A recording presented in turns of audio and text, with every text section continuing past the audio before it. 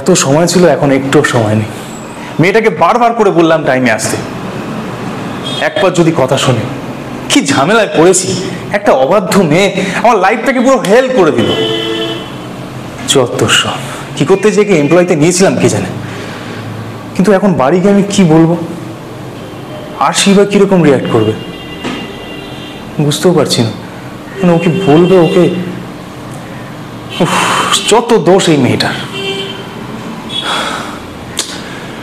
কেন যে কি দায়িত্ব নিতে গেলাম আমি, শুধুমাত্র ওই লেটার আর মানবিকতার কারণে? না না, ওই লেটারটা না থাকলে আমি এত ভাবতাম না। আর ওই লেটারটাই বা ওদিনকে আমি পার্টিটাই বা কেন অ্যাটেন্ড করলাম কে জানে। ওনার সাথে দেখাও হতো না, লেটারটাও পেতাম না, আর এই মেয়েটার সাথেও আমার কোনোদিন পরিচয় হতো না। কিন্তু এখন একটা এক্সট্রা দায়িত্ব এসে পড়েছে।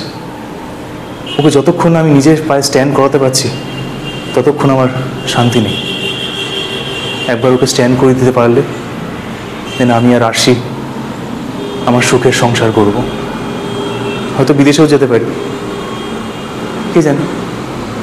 আফটার অল ভবিষ্যৎ তো কী হবে কখন কেই বা বলতে পারে। কিন্তু বিদেশেও যদি যাই, এই মেয়েটা আমার পিছন ছাড়বে কে জানে। কিন্তু কালকে আমি বাড়ি গিয়েই বা কী বলবো, একটা বাজে জায়গায় ফেসে গেছি, আর এমন একটা ঘটনা ঘটেছে যে আমি এখান থেকে বেরোতেও পারছি না। আশা করি আরশিকে যদি আমি বুঝিয়ে বলি ও বুঝতে পারবে। না না, ওকে যদি আমি বুঝিয়ে বলি তাহলেও মেনে নেবে, আশা করি মেনে নেবে। আর মেনে নেবেই বা কেন, আমি যা বলি ও তো মেনে নেয়, ও বেশি কোয়েশ্চেন করে না। তাহলে তাহলে আমার নার্ভাসনেসটা কারণ কি? আমার আর যে ঘটনাটা ঘটেছে সেখান থেকে তো ওইভাবে চলে আসা যাও না।